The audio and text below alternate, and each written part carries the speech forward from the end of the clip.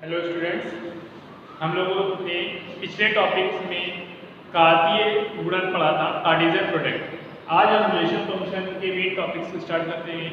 Relation, संबंध को हम अपने चारों तरफ रोज देखते हैं। हमारे घर में देखते हैं, माता पिता के बीच में, भाई बहन, स्टूडेंट और टीचर के बीच में कोई ना कोई कनेक्शन की वजह से वो जुड़े रहते हैं। कोई ना कोई किसी भी ना किसी प्रकार के कनेक्शन से वे हमेशा जुड़े रहते हैं। इसी को हम अगर गलती भाषा में पढ़ने का प्रयास करें तो ये समझते हैं कि यदि कोई संख्या है a और कोई संख्या है b, तो हमने कहा कि a जो है वो b से बड़ी है, a संख्या b संख्या से बड़ी है। तो जो संख्या a है और संख्या b है, इनके बीच में एक संबंध है। वो संबंध ये है कि जो संख्या a है और संख्या b से क्या है, बड़ा है। तो ये जो चिन्ह है वो इन दोनों संख्या a और b को कोई ना कोई माध्यम से जोड़ता है।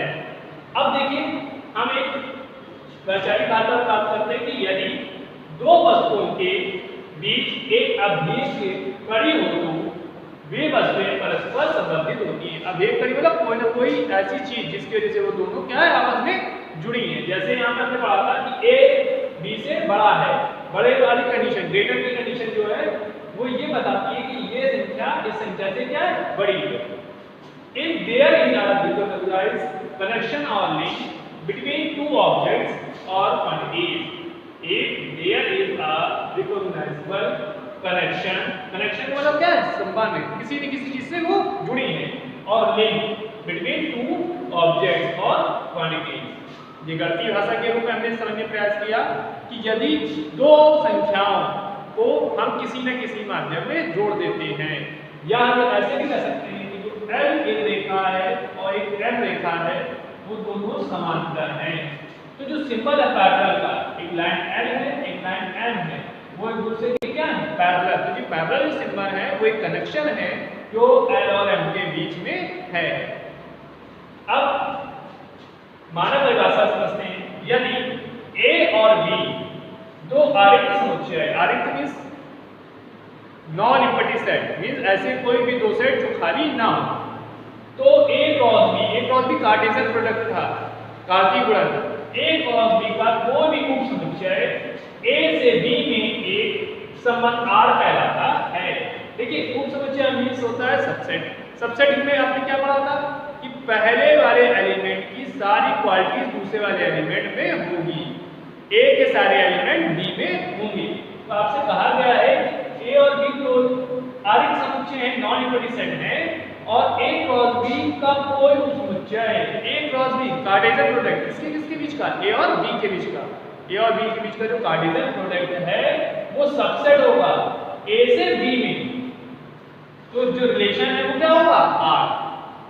If A and B be two non-empty set, दो आरिक्त समुच्चय हैं, then the relation R from set A to B, तो जो R का रिलेशन होगा सेट A से B की तरफ, वो सबसेट होगा किसका, A क्रॉस B का। देखिए, इसको हम इस तरह से समझ सकते हैं, A क्रॉस B, A एक सेट था, B एक सेट था, उसका हमने कार्टेशियन प्रोडक्ट निकाला, कार्तीय गुणन। उनका जो वैल्यू है उसमें R क्या होगा, उसका उप समुच्चय होगा, R के सारे एलिमेंट इसमें होंगे। ध्यान समझिएगा, R जो है वो रिलेशन को रिप्रेजेंट कर रहा है। जो रिलेशन है या जो वैल्यूज हैं R की, वो सभी भी A क्रॉस B में होनी चाहिए। मींस R जो है वो सबसेट किसका होगा, A क्रॉस B का। अगर R A क्रॉस B का सबसेट होगा तो ये रिलेशन होगा, क्योंकि डोमेन के सारे एलिमेंट किसमें होने चाहिए, वो डोमेन में। तो इमेज बनेगी, और जब इमेज बनेगी या कुछ एलिमेंट डोमेन के बच जाएंगे तो हमारी कैसी कंडीशन बन जाएगी, रिलेशन की।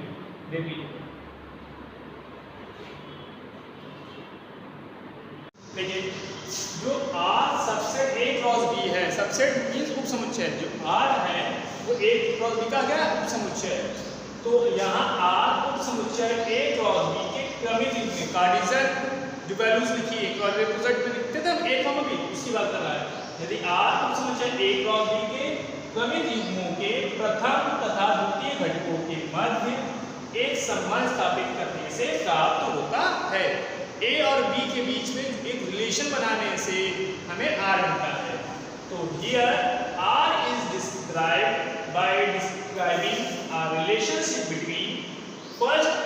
certain elements of the order pair in A cross B। देखिए इसको समझने का तरीका ये भी है, एक न्यूमेरिकल वैल्यू से हम समझने का प्रयास करते हैं कि एक कोई सेट है A, एक सेट है A जिसके एलिमेंट देखिए क्या है 1 2 3 4 5 6। एक सेट A है जिसके एलिमेंट है 1 2 3 4 5 6 और एक सेट B है जिसके एलिमेंट क्या है 1 2 3 4 5 6 7 8। तो आपको दो सेट दिए गए क्योंकि यहाँ पर देखिए दो सेट की बात कर रहा है और उनके कार्टेशियन प्रोडक्ट की बात करता है। तो जो R होता है वो उनके कार्टेशियन प्रोडक्ट का क्या होता है सबसेट होता है। मींस R के सारे एलिमेंट किसमें होंगे A क्रॉस B में होंगे। तो हमें A और B के बीच में एक रिलेशन दिया गया है कि A, B such that B equal to A for all A belongs to capital and B belongs to capital A। तो जो पहला एलिमेंट है A वो पहले वाले सेट कैपिटल A से बिलोंग कर रहा है और जो दूसरा एलिमेंट है B वो कैपिटल B वाले सेट से बिलोंग करता है। और इनके बीच जो रिलेशन है वो कैसे है कि जो B है वो A का क्या होगा ट्वाइस होगा। अगर B A का ट्वाइस है तो अगर हम रखेंगे A इक्वल टू 1 तो B की वैल्यू क्या मिलेगी 2। देखिए 1 रखने पर क्या आएगा 2 और अगर हम A की वैल्यू 2 रखेंगे तो B की वैल्यू में क्या मिलेगी 2 या 4। A की वैल्यू 3 रखेंगे देन B की वैल्यू मिलेगी हमें 6। A की वैल्यू हमने 4 रखी B की वैल्यू मिलेगी 8। A की वैल्यू हम 5 रखेंगे तो B की वैल्यू मिलेगी 10 एंड A की वैल्यू 6 रखेंगे तो B की वैल्यू मिलेगी 12। ठीक मींस हम A की वैल्यू पुट करते जाएंगे और B की वैल्यू निकलती जाएगी। अब हमने उनको इमेज के द्वारा देखना चाहिए डायग्राम के माध्यम से। तो एक सेट है A एक सेट है B। हमने यहाँ पर सेट A के सारे एलिमेंट लिख दिए, यहाँ पर सेट B के सारे एलिमेंट लिख दिए। अब इस अकॉर्डिंग हमने इमेज बनाई। देखिए A की वैल्यू कितनी 1 तो 1 उसकी इमेज किस पर बनेगी 2 पर। R8 किस में जाएगा 2 पे आएगा तो 1 को 2 से मिलाया। A की वैल्यू 2 तो B पर कितनी मिलेगी 4 2 को 4 से मिला दिया। A की वैल्यू 3 तो B की वैल्यू कितनी आ रही 6 3 को 6 से मिला दिया। A की वैल्यू 4 तो B की वैल्यू 8 4 को 8 से मिला दिया। A की वैल्यू 5 B की वैल्यू 10 तो 10 नहीं था तो हमने छोड़ दिया। अब हमने इनको कार्टेशियन प्रोडक्ट के फॉर्म में लिखा A क्रॉस B के फॉर्म में। तो A क्रॉस B के वैल्यू कैसे बनेगा पहले सेट A का एलिमेंट आएगा और फिर सेट B का एलिमेंट आएगा। तो 1 2 2 4 3 6 एंड 4 8। तो ये जितने एलिमेंट है 1 2 2 4 3 6 4 8 ये जो सारे एलिमेंट हैं वो A क्रॉस B में होंगे। जो रिलेशन था क्या था relation B equal to A ये R था R की वैल्यू में निकल के आई है और ये सारे एलिमेंट A क्रॉस B में आएंगे। देखिए 1 1 1 2 1 3 1 4 1 5 1 6 1 7 1 8 इस तरह से लिखोगे कि पहला एलिमेंट A का आएगा फिर B के एलिमेंट आते जाएंगे। फिर हम क्या लिखेंगे 2 1 2 2 2 3 2 4 2 5 2 6 2 7 2 8 ऐसे तो लिखेंगे। तो A क्रॉस B में A का एलिमेंट पहले आएगा फिर B का एलिमेंट आएगा। तो इसकी वैल्यू हमारे पास कई निकलेगी उनमें से 1 2 2 4 3 6 4 8 ये वैल्यू गिवन होगी। जब हम A क्रॉस B निकालेंगे A क्रॉस B में जो हमें वैल्यूज मिलेगी जो ऑर्डर पेयर मिलेंगे वो ऑर्डर पेयर में ये वैल्यूज भी होंगी। और हमने यही कंडीशन यहाँ पढ़ी है कि जो R के सारे एलिमेंट हैं वो A क्रॉस B के ऑर्डर पेयर में होने चाहिए। और आपको देखने में पता चल रहा है कि 1 2 1 3 1 4 ऐसे ये values in A cross B में आएंगे। इसका मतलब जो R है वो A क्रॉस B का क्या है सबसेट है। देखिए अब देखिए रिलेशन फंक्शन में हमने पढ़ा होता है डोमेन और कोडोमेन रेंज के बारे में। अब उसको हम थोड़ा सा डीपली पढ़ने की कोशिश करते हैं और समझते हैं। डोमेन होता क्या है संबंध R को व्यक्त करने वाले सभी संभावित क्रमिक युग्मों। देखिए क्रमिक युग्म ऑर्डर पेयर कैसे निकालते थे दो सेट दिए होते थे A और B। तो सेट A का एलिमेंट और सेट B के एलिमेंट को जब हम स्मॉल ब्रैकेट के अंदर कॉमा लगाकर लिख देते थे करली ब्रैकेट के अंदर A, B लिख देते थे। जैसे ये देखिए अगर आपके पास लिखा हुआ है 1 2 तो तो ये ऑर्डर पेयर फॉर्म में है। ऐसे ही 2,3 ये भी क्या है, ऑर्डर पेयर के फॉर्म में। तो जब ऑर्डर पेयर के फॉर्म में लिखा जाए, इसका प्रथम अवयव, प्रथम फर्स्ट एलिमेंट क्या है, 1 है, इसका फर्स्ट एलिमेंट क्या है, 2। तो लिखा है संबंध R को व्यक्त करने वाले सभी संभावित क्रमिक युग्मों के प्रथम अवयवों का समुच्चय संबंध R का प्रांत कहलाता है। मीन जो सेट है उसके ऑर्डर पेयर का जो फर्स्ट एलिमेंट है, जो फर्स्ट एलिमेंट होंगे वो हमारे क्या होंगे, domain. The set of all first elements of the order pair in R is called the domain of relation. तो जो संबंध में ऑर्डर पेयर होते हैं, ऑर्डर पेयर का जो पहला एलिमेंट होगा वो हमारा क्या कहलाएगा, डोमेन। ठीक, जैसे ये लिखा है 1, 2, 2, 3, 1, 2, समथिंग जो भी वैल्यू दी गई है उन्हें करली ब्रैकेट के अंदर लिख दिया जाता है। वो सब हमारे क्या होते हैं, डोमेन, जिनकी इमेज बनती है। समझने की सीधी सी चीज है, जिन एलिमेंट की इमेज बन रही है वही एलिमेंट का जो फर्स्ट एलिमेंट है वही हमारा डोमेन है। अब रेंज क्या होता है, R के सभी संभावित क्रमिक युग्मों के द्वितीय अवयव, और जो सेकंड एलिमेंट होंगे ऑर्डर पेयर का जो सेकंड एलिमेंट है वो क्या हो जाता है, रेंज हो जाएगा। द्वितीय अवयव को समुच्चय संबंध R का परिसर कहलाता है। The set of all second elements of the ordered pair in R is called the range of relation। जो ऑर्डर पेयर होता है उसका जो फर्स्ट एलिमेंट होता है वो डोमेन होता है, और जो सेकंड एलिमेंट होता है वो हमारा रेंज होता है। जैसे यहाँ पर 2 और 3 जो है वो हमारी इसकी क्या है, रेंज है। अब आते हैं हम कोडोमेन की बात करते हैं। सहप्रांत, संपूर्ण समुच्चय B संबंध R का सहप्रांत कहलाता है। और जो सेट B है, B की जितने भी एलिमेंट है सभी एलिमेंट को हम क्या कहते हैं, कोडोमेन। डोमेन क्या होता है, दो सेट ये होते हैं A और B। A के वो एलिमेंट जो B पर इमेज बना रहे होते हैं वो हमारे डोमेन होते हैं, जिन पर इमेज बना रहे होते हैं वो रेंज होते हैं, और B के सारे एलिमेंट हमारे क्या कहलाते हैं, वो डोमेन। तो फिर समझ लीजिए डोमेन क्या है, the set of all first elements of the order pair. Order pair का जो पहला एलिमेंट है, ऑर्डर पेयर का जो पहला एलिमेंट है उसे हम R is called the domain of relation, उसे रिलेशन का डोमेन कहते हैं, संबंध का प्रांत कहते हैं। ऑर्डर पेयर का जो पहला एलिमेंट होता है उसे हम रिलेशन का डोमेन कहते हैं, डोमेन ऑफ रिलेशन कहते हैं। और जो रेंज होता है वो ऑर्डर पेयर के सेकंड एलिमेंट को, ऑर्डर पेयर के सेकंड एलिमेंट को हम रेंज ऑफ रिलेशन कहते हैं। और कोडोमेन क्या होते हैं, जो सेट B है, सेट B के सारे एलिमेंट को, सेट B के सारे एलिमेंट को हम कोडोमेन कहते हैं। इसको हम ग्राफ के द्वारा समझने का प्रयास करते हैं। देख लीजिए,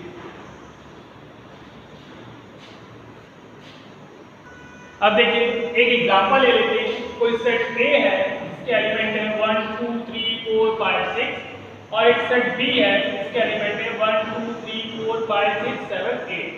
तो हमें रिलेशन दिया गया है A से B में कि A, B such that B equal to A।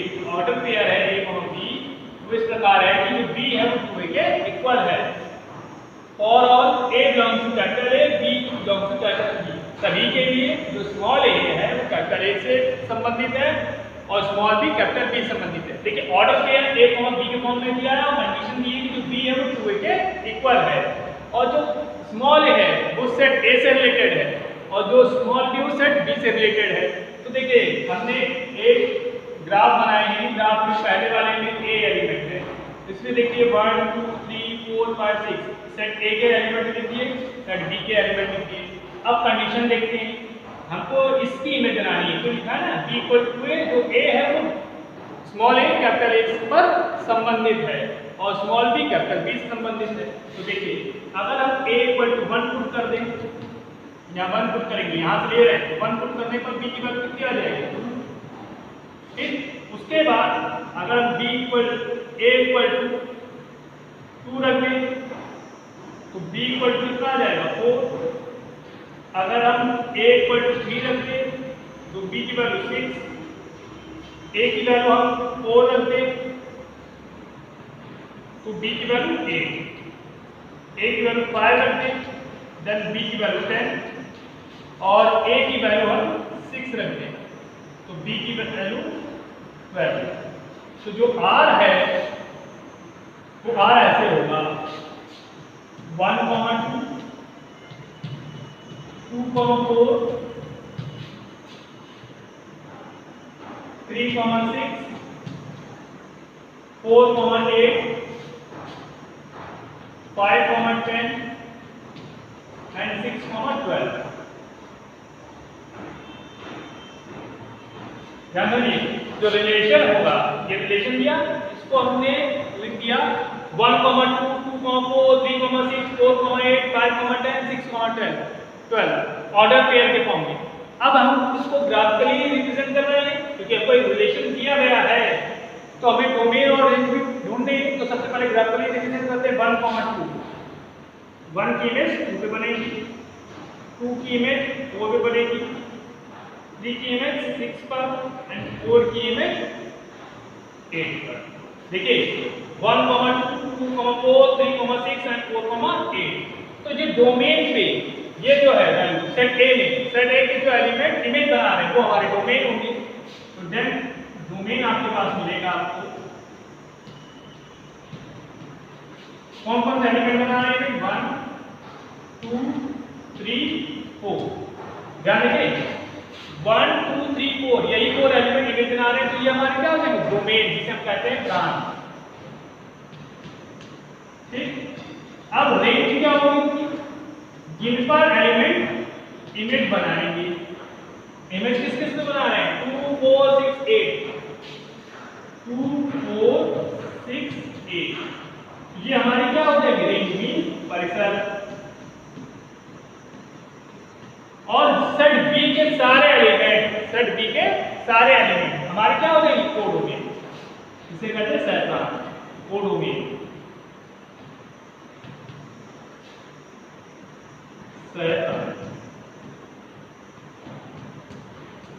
सैद्धांत हमारे कौन कौन से हो जाएंगे 1, 2, 3, 4, 5, 6, 7, 8। फिर समझ लीजिए आपके पास सेट ए था, एक सेट बी था। सेट ए का एलिमेंट है 1, 2, 3, 4, 5, 6 और सेट बी का एलिमेंट है 1, 2, 3, 4, 5, 6, 7, 8। जो हमें रिलेशन दिया वो दिया a और b such that b equal to a for all a belongs to capital A और b belongs to capital B। हमने वैल्यू पुट कर दी, a की वैल्यू रखी, भाई सेट a से हमने एलिमेंट उठाए और सबकी वैल्यू पुट करके b की वैल्यू फाइंड की, उनको हमने एक रिलेशन फॉर्म में लिख दिया जो हमको कंडीशन यहां दी।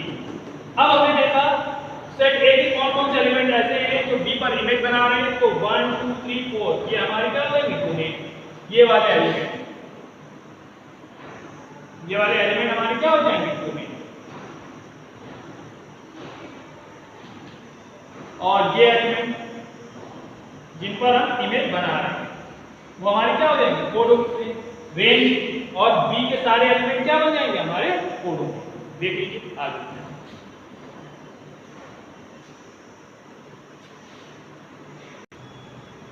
एक दूसरा एग्जांपल ले लेते हैं।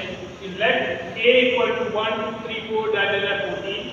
Define a relation R from A to A। देखिए A से A के बीच में रिलेशन की बात कर रहा है और कैसा रिलेशन है R equal to x, y such that 3x minus y equal to 0। x, y क्या है ऑर्डर पे है और इस प्रकार से है कि 3x minus y equal to 0 for all x, y belongs to A। एक समुच्चय A दिया गया है जिसमें संबंध A से A के मध्य है और कैसा संबंध है कि 3x minus y equal to 0 और x और y दोनों ही A से संबंधित हैं। Depict the relationship using an arrow diagram. तो उन्हें तीर आरेख द्वारा दिखाइए, बनाइए। Write down its domain and codomain range और उसके डोमेन, कोडोमेन और रेंज को भी ज्ञात कीजिए। क्वेश्चन फिर से पढ़ लेते हैं। माना कि A कैपिटल A कोई सेट A है, इसके एलिमेंट है 1, 2, 3 से लेकर 14 तक और जो R है जो A से A के बीच का रिलेशन है वो ऐसे है कि x, y such that 3x minus y equal to 0 for all x, y belongs to capital A। x और y और कैपिटल A से संबंधित हैं तो उनका बीच का संबंध लिखना है और इसके प्रांत और सैद्धांत परिसर ज्ञात करना है। तो सबसे पहले देखिए आपको जो एक सेट A दिया गया है वो क्या दिया गया है। सेट A दिया गया है 1, 2, 3 सेट A के एलिमेंट आपने लिख दिए। अब जो रिलेशन दिया है वो रिलेशन देखिए क्या लिखा हुआ है। रिलेशन दिया है कि x, y such that 3x minus y equal to 0 for all x comma y belongs to capital A। तो देखिए हम r निकालने की कोशिश करते हैं। x की वैल्यू आप जब 1 रखेंगे, जब x की वैल्यू 1 रखेंगे तो y की वैल्यू आपको क्या मिलेगी 3। देखिए यहाँ x की वैल्यू 1 रखेंगे, y की वैल्यू 3 मिलेगी। x की वैल्यू आप 2 रखेंगे, देन y की वैल्यू आपको मिलेगी 6। x की वैल्यू आप 3 रखेंगे, देन y की वैल्यू आपको मिलेगी 9।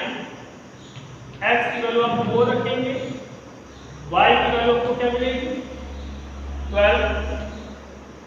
एंड x की वैल्यू आप 5 रखेंगे, देन y की वैल्यू आपको क्या मिलेगी 5 3 जा 15। ऐसे आप वैल्यू पुट करते चले जाएंगे, और जब वैल्यू पुट करेंगे तो केवल रिलेशन की बात करते हैं।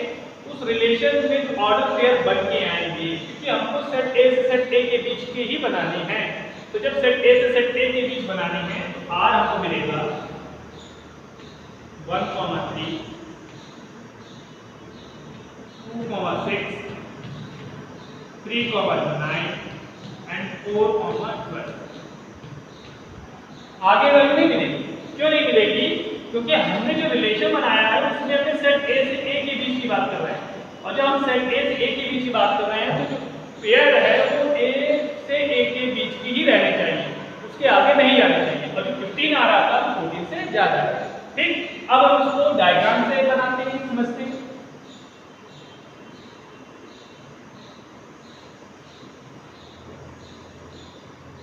सेट ए है, ये भी सेट ए है। सेट ए के एलिमेंट लिखेंगे 1, 2, 3, 4, 5, 6, 7, 8, 9, 10, 11, 12, 13। यहाँ भी आए 1, 2, 3, 4, 5, 6, 7, 8, 9, 10, 11, 12, 13, 14। अब देखिए पेयर बनाते हैं 1 का 3 से, तो 1 से 3, 2 से 6,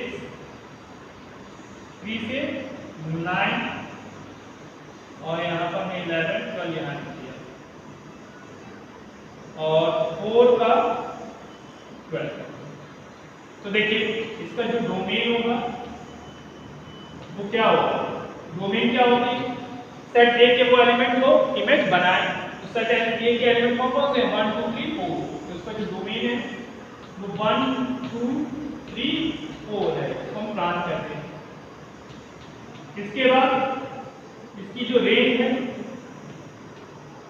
इसे हम परिसर कहते हैं। वो क्या है? सेट बी के वो एलिमेंट जिस पर सेट ए के एलिमेंट यहाँ पर जिस पर इमेज बना रहे कौन कौन से? 3, 6, 9, 12, 3, 6, 9, 12। ठीक, एंड कोडोमेन क्या होती है? सेट बी के सारे एलिमेंट। तो यहाँ सेट बी क्या है? ए है, तो इसी के सारे एलिमेंट सेट बाय से करते हैं। तो सारे एलिमेंट कौन कौन से हैं? 1, 2, 3, 4। ध्यान समझ लीजिए, क्योंकि डोमेन, कोडोमेन और रेंज ये भी निकालने में एग्जामिनेशन पूछी जाती है, तो हमें इसका कॉन्सेप्ट क्लियर होना चाहिए।